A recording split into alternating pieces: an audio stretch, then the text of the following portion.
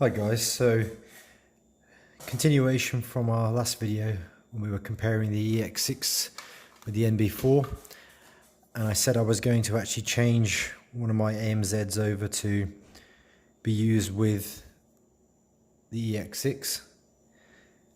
So today what I've got two of my AMZs. So this is a 94mm wheelbase Ferrari 360 GTC. This one's been set up to run with the NB4 flysky receiver, as you can see there. And previously this was actually a Subaru, and that was 94mm as well. And when I decided to change it over to the lovely Ferrari shell that someone got me, I realised that the radio gear inside and the setup was too high up and I couldn't get the shell on. So I had to do a complete redesign of the car itself. Now this one has actually got a servo in it, which is a bit bigger than a regular one, and that's a custom 3D mount. Now you have to excuse all the dust on the car. This is from the last bout of racing that we did, and it needs to be cleaned up. Those RCP tracks do attract a lot of dust and static when you're racing around on them, and your cars will gather that as well because they also attract the dust and static. So yeah, that was the big project I did, and it took a while to do to get everything nice and flat. So I had to get a different gyro. Obviously the atomic speedos are quite flat, but I had to reconfigure everything to make it work. Now this is actually pretty neat, and this is a 94mm wheelbase. So I decided that I wanted to test the Ex6 transmitter on one of my AMZs, so I can compare AMZ versus AMZ, and one with the Noble MB4 and one with the Ex6. So I decided to take my beloved Porsche 911 GT3 and change the receiver on that. Now I haven't done it yet, but it's something I've been meaning to do with this car, is to streamline it a little bit more. Now we all love racing this car, and it handles quite like a 911 thanks to a few modifications that I've made to it. And this is one of the things we love doing. We love racing with these mini Z shells. And I'm just going to pop this shell off and just show you inside the shell. I've actually glued a AAA battery where the engine would be on a 911, and that does give this car the characteristics of a 911. So it's tail happy, really tail happy. Also, I've got a slightly heavier hobbywing easy run 18 amp brushless speed controller there at the back. Now this is a 90mm wheelbase, so it's much smaller. As you can see, it's got a different chassis plate compared to the Ferrari here. Now you have to order the atomic 90mm wheelbase set to actually change your AMZ from 94 to 90. If you want to make it 98mm, they include a second drive shaft in the kit, so you can assemble it as you want. So it's very easy for me to change this one to 98mm. I just put the longer drive shaft in, change the screw positions, and off you go. And obviously put a new body shell on. It's not so with the 90mm conversion. You have to get the kit, and it always seems to be out of stock. The chassis plate and the top plate you can get, but the actual drive shaft, which is 90mm, and the mount for it, which enables you to connect it to the rear gearbox, is never in stock. So in the end I had to take a DRZ mount, which was in stock, and rejig it so I could fit it onto here. But anyway, the end result is a car that works really nicely, that I love to drive, and it handles differently to the other AMZ. So with that being said, I want to convert this now to take a flatter radio so I can actually start my new project, which is to fit this Ferrari 355 shell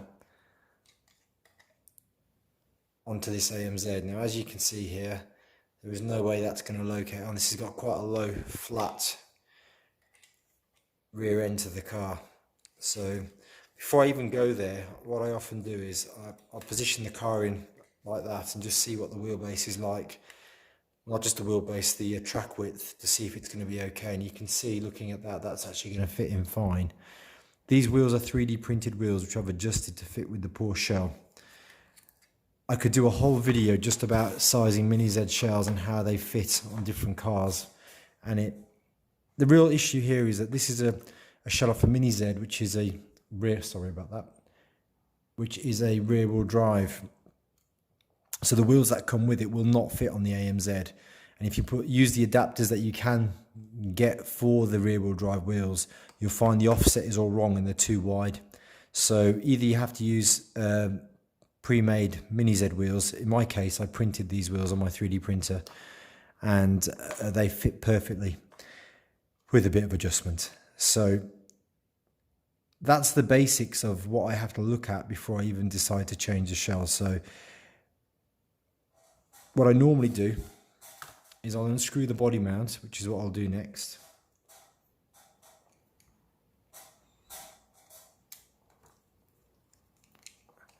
And with the body mount off, it's easier.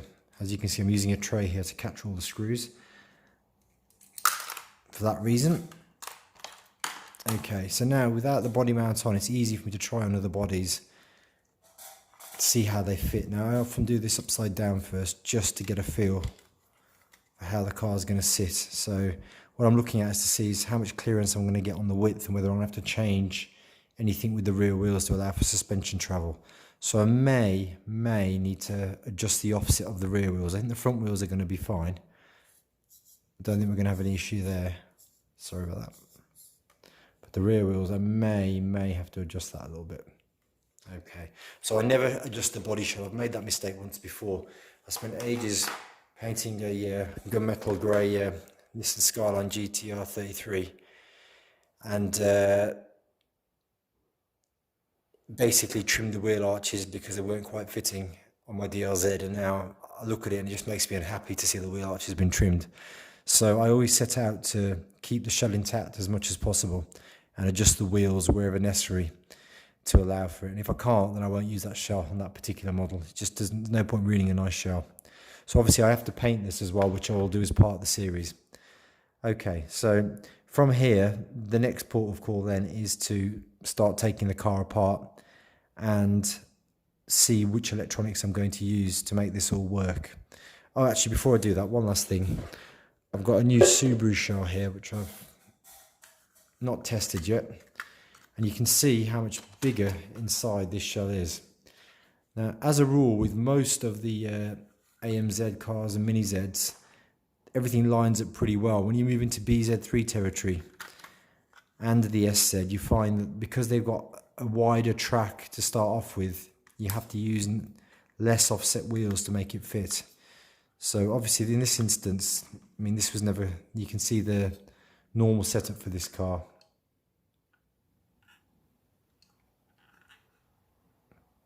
Is a little bit narrower. Okay. I'm just going to adjust my camera there, guys. Hang on. I keep moving out of shot and it's no fun if you're watching. Bear with me. There we go. Okay. So, as you can see, this wouldn't require that much adjustment, just to change in the offset. So I can either file some off the inside of the hub of the wheel or use different wheels. That's easy enough.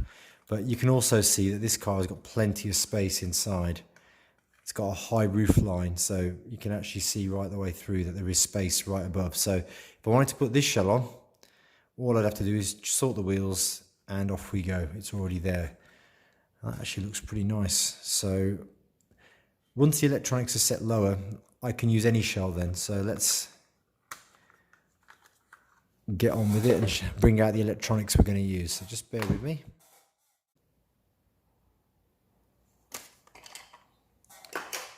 So I briefly mentioned in the last video that I had purchased a ASF mini receiver which was compatible with the Ex6 from Banggood, and that's that here. As you can see, this is of a much lower profile than our NB4 receiver, which you can see here is quite big, so that should reduce that roof line to make it more compatible with the Ferrari.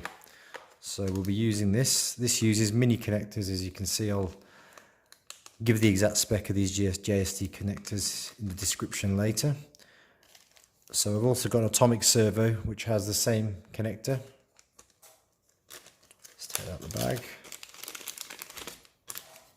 So the current servo I'm using uses a normal radio plug, as you can see there. But we'll be using this atomic one which has got the micro plug already on. I've got my atomic speedo. This one's in a plastic case, and again it has the mini plug. That's of a lower profile than the speedo we've got at the moment. So you can see how this is going to work. I'm just going to change all my radio gear over. I've also now got a very low profile gyro. This is the one that you use for the DLZ, very good gyro. So I'll replace this gyro that we've got here. Now I could just take this one out of the case, but it uses regular plugs and this one uses the mini JST plugs there. So I'd rather switch over to something so all the plugs are small as well, just to reduce the space being used in the car. So that is the next project. So what I'm going to do, we're going to do this step by step. I'm going to start off by removing the electronics and then trying the shell on. I won't be doing any painting of the shell until I can get it to seat on quite easily. Once I'm happy with that, then we'll start with some spray painting, airbrushing later on. Okay, so one last thing to mention, this Porsche shell also has a lighting rig built in. Now I'm not sure if I'll be able to get that lighting rig into the Ferrari there.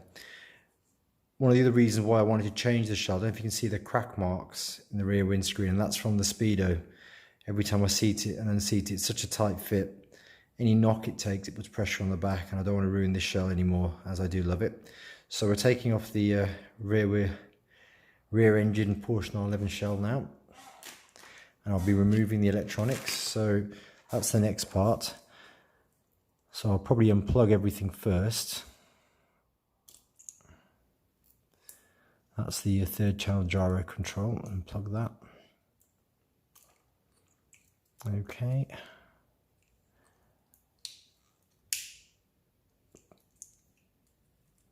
That's a transponder for the Porsche, go over there. Now I often use a little bit of hot glue to keep these down, because the adhesive tape often comes undone, and that can make it a bit trickier to remove and often requires a bit more TLC. So I'm just going to gently prise that off, he says. There we go. So it comes off pretty clean without any damage to anything.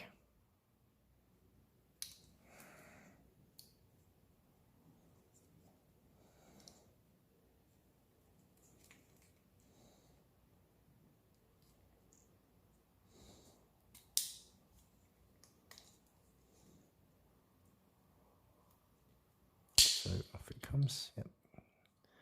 That's the gyro off. Okay. Let's remove the servo.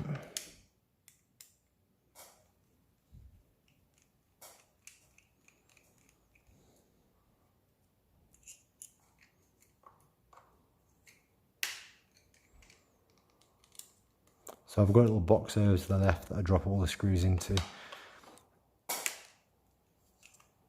Okay. So this is a Jennings servo, which is effectively the same as the atomic servo. It's metal geared, but as it's got the regular plug, I'm just going to remove it and change it. We're going to take the servo horn off as well. I should just be able to screw that straight. Okay, this is why I use a box to catch everything. Now, one thing I will say is when you're putting the servo horn head back onto the new servo, just be a little bit careful. Don't force it on. Use the screw to pull itself on, otherwise you'll break the servo. I broke my DRZ servo doing that. So rather than force it on, push it on gently. I mean, I'm probably going to have to reset this anyway once I've turned the electronics on. But see, I'm not actually forcing, I'm letting the screw just pull the head in, and that's fine. Okay, that can go to the side, ready for later.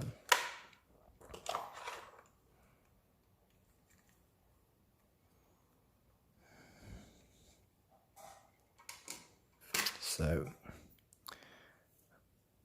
as you can see, I've used hot glue to hold the wires in position so they don't flap around. I mean, this is quite a tight fit to get all this onto a 90mm wheelbase.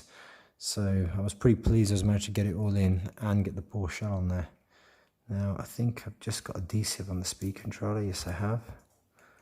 Okay, I'm just going to pop that off there. And these are some makeshift connectors that I used. Okay. And I'm just going to remove the switch, which was actually pretty good about this Speedo, is you get a switch that you can mount. I had it mounted at the back here so that it made it very easy to turn the car on and off, which is something you can't do with the Atomic Speedos very easily because the switch is on the side. Right, okay. There we go. So this radio gear now will go to be used in another car.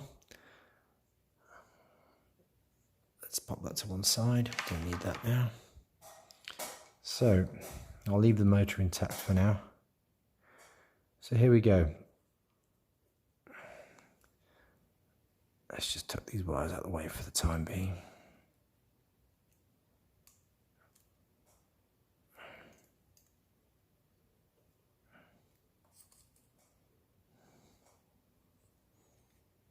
Okay, we can take the tape off here. See, I used a spot of glue there just to level out the rear gearbox so that the Speedo would actually stay on. Otherwise it doesn't have much to adhere to. And for the time being I might just leave that where it is. Okay, so here we are. We've got our 90mm chassis. You can actually see my custom part that I made down there, which was for the DRZ motor mount that I had to use to make this work. Okay, so here's our base. So now we'll take our... Now notice I haven't put the front mount on yet. I don't bother at this point.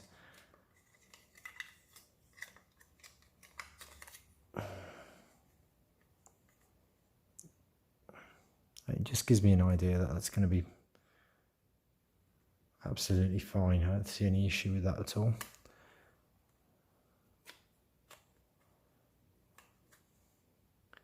Right, so you can see at the back, let me do that again. So you can see from in there, there's not a lot of space. If anything, that Speedo cannot go at the back at all. The only way this is going to fit on. So bear in mind, this shell is designed for a Mini Z, probably a MRO2. So there's not a lot of space in there. So that's what makes this really challenging now. And you can see why I wanted to use the receiver that comes with the Ex6. Well, it doesn't come with it, but I had to order for the Ex6. So that's the next part of the project while I work out what's going to go where. And then we start testing it out. Once I've got the shell to sit reasonably well with some suspension travel, then I'll start the rebuild and we'll start spraying the car. Now, one thing I have noticed, this is quite a cheap shell. It's very shiny. I'll probably have to sand this first and then primer it before we actually spray it. Otherwise, the paint just won't stick. I've made that mistake before as well, and the paint just comes off the moment you try and do anything with it. Okay, so off we go. Oh, okay, so we have the speed controller next. Let's release that from its packet. I've already installed the servo. So we've got a bit of adhesive there, which I shall keep in case. I normally use that to position, then use the hot glue to finalise. Okay, so we know the back of the car really comes to there, so the Speedo's, I'm thinking, going to have to go about here like this. That way then the battery can connect to it easily still. The switch is accessible from this side. Okay, and I think the gyro hopefully will fit here.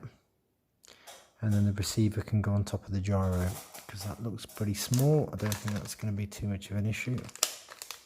And that should be okay in terms of our electronics. So Let's just put that there for a second. Grab the shell. And this is why I don't put any of the body mounts on. Okay, so here we go. That's why it's good to test this out. I'm going to position the speedo just there. There's a little bit of sticky left from before, that just helps. And then I can just put the body over the top now. This is why I tend not to put the mounts on just yet, because that's guaranteed to get in your way.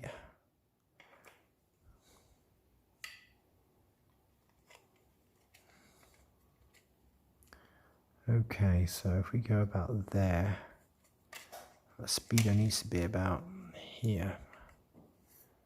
Okay. Right. So if we use it as our demarcation line there, I think, so the speedo is going to have to go about here somewhere, which makes it interesting as it's going to have to be mounted just like that over the motor. Okay, there. Right, that's our best bit for the speedo, I think. So the next thing to do is to have a look at the gyro and see if that's going to seat there. Okay, so let's get the gyro out of the packet. Now this requires some assembly. And I'm not sure if you guys want to watch me assemble a DRZ gyro, but here we go. Let's assemble the gyro.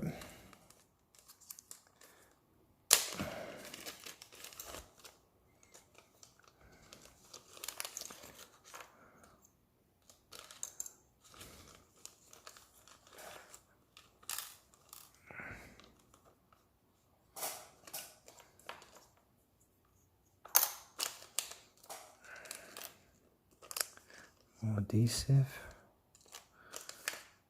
Okay.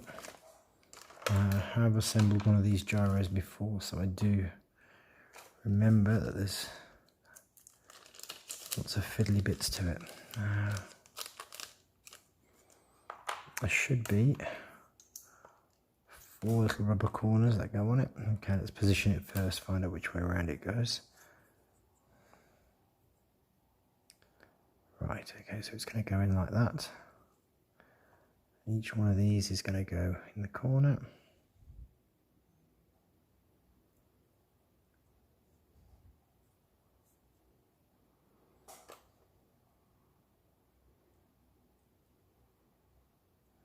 Okay, so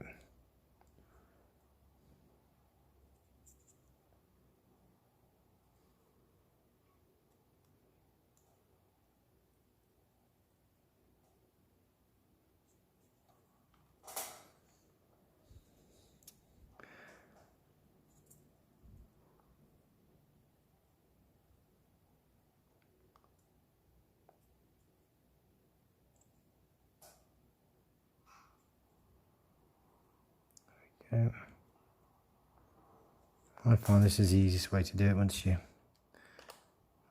can actually pay attention to what the rubber seal looks like on each side. You'll see that one way does generally fit on easier, and you can just feed it through.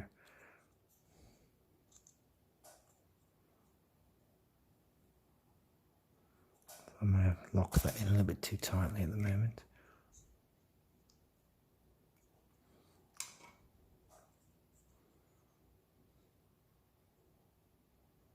There we go. The other thing, here we are. Okay, so that's all the little rubber feet in.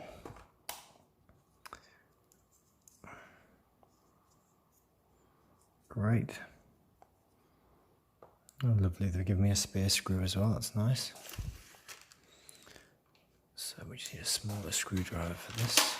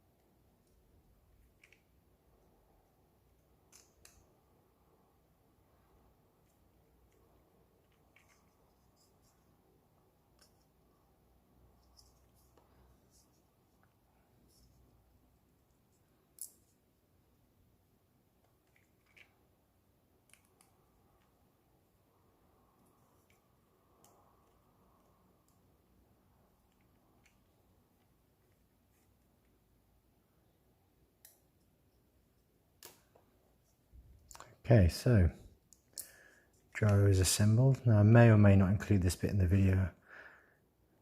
So this is a DRZ gyro I've just assembled. That screw just feels like it's not really engaging there now. Is that because I'm being silly?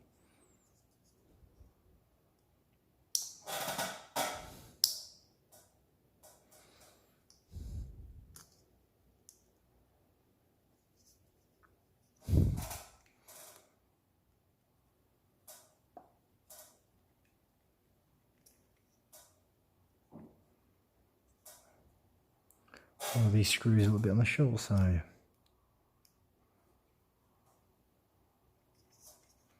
Okay.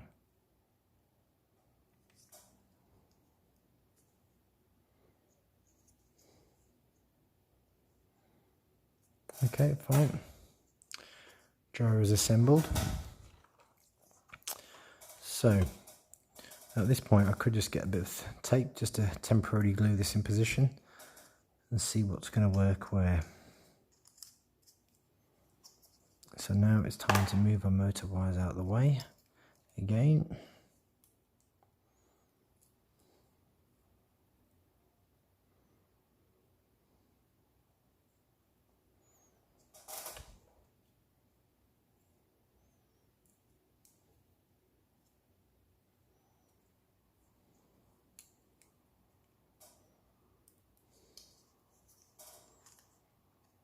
So I think our gyro is going to fit in pretty nicely there.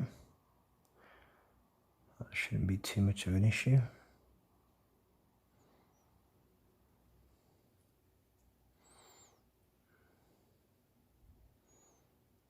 Okay, the receiver can plug in there. The real mess is going to become from this mess of wires for the gyro, but we'll see if we can tuck them all down here. Okay, so as you can see, this looks like a better candidate for the 355 shell now. Much better. Let's move that forward. There we go. Okay. So you can see how that's going to fit in now. Okay, so we've got a gyro, we've got a speed controller. Last thing to check is the receiver, and then we can start assembling.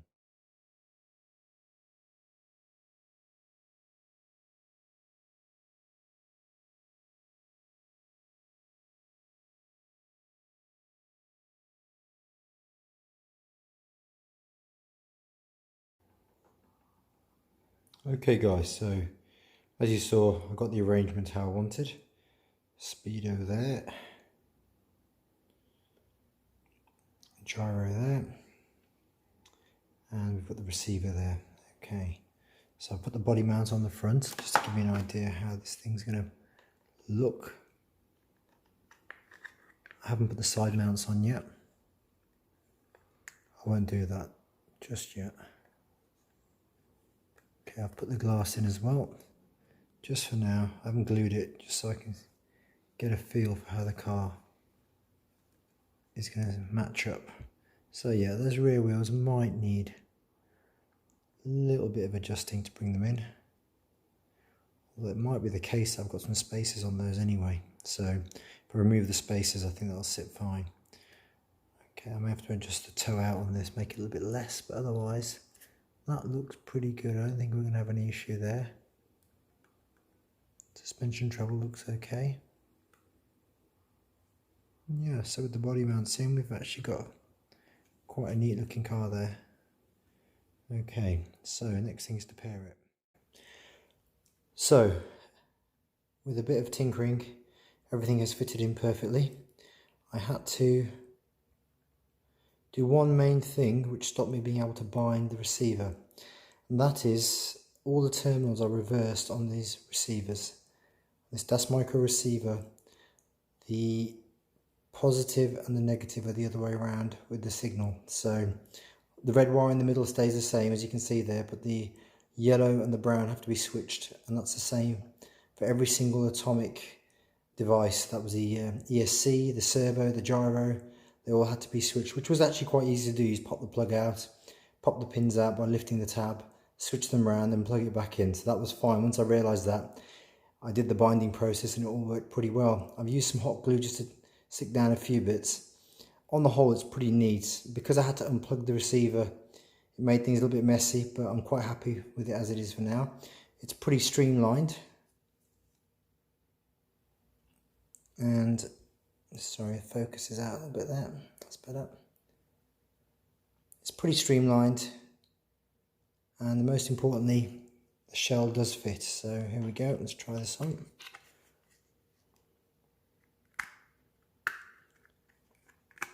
It actually clips in pretty positively and it's quite secure. So here we are now. We have our 355 shell. Plenty of space for suspension travel. Plenty of space for turning. I may trim that bit there a little bit, I think, but we shall see. But there's lots of space and it's all fitted in nicely. I'll never trim the wheel arch there, but inside there, that's fine. I'll trim that. So I'm pretty pleased with this on the whole. Obviously, we're going to paint this at some point. I will take it off and paint it. The glass is only clipped in. I haven't glued that in at all. I've just glued in the body mounts just so I could do one final test. So I'm looking forward to running this now with the Ex6. And I'm loving the new streamlined radio and electronics inside this car. There's plenty of space for the transponder. So we've got a gyro, ESC and receiver, and it's all pretty neat. I'm pretty confident now that with this setup, I can run any 90mm shell on here. So if I want to put my Ferrari F40 off the WL on here, I can. Obviously the Subaru shells that I've got that are 90mm will fit easily. The Mazda I've got will fit on easily. I'm pretty confident all my 90mm shells, and if I then decide to make this back to a 98mm or a 94mm, again, I think I'm going to have no issue because you can see everything.